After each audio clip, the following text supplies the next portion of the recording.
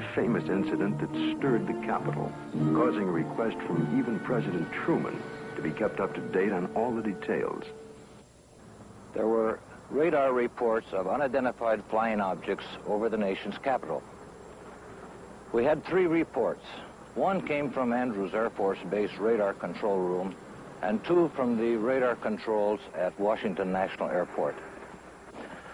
The first sightings consisted of a number of unidentified targets picked up on radar.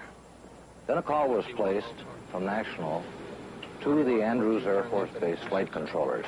They were apparently tracking the same targets. Then Andrews reported a visual observation of 3 objects that were apparently in the same position as those indicated by our radar sets.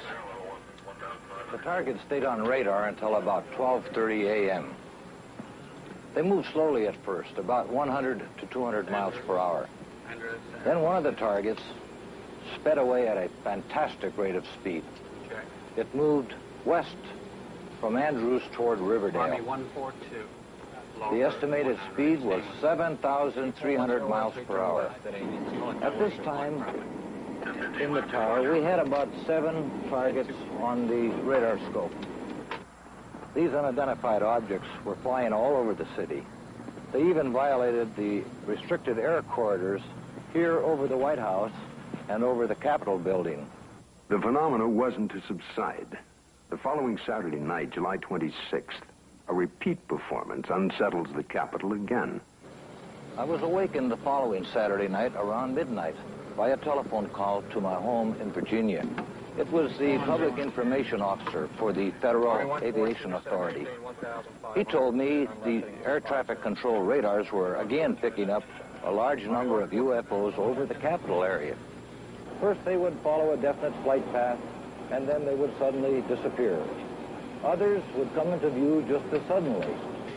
I placed a phone call to the command post in the Pentagon, and I asked for an intercept.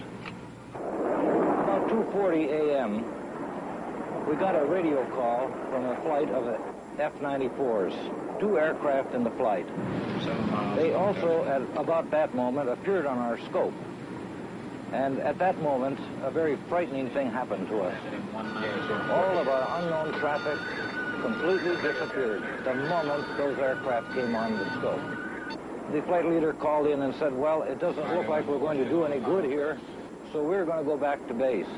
And at the very moment those aircraft disappeared, all of our unknown traffic appeared again on our scope. And again, it was a very frightening experience.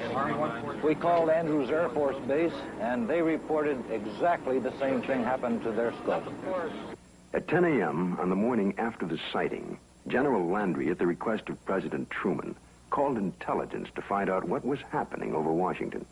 It was the largest and longest press conference held in the Pentagon since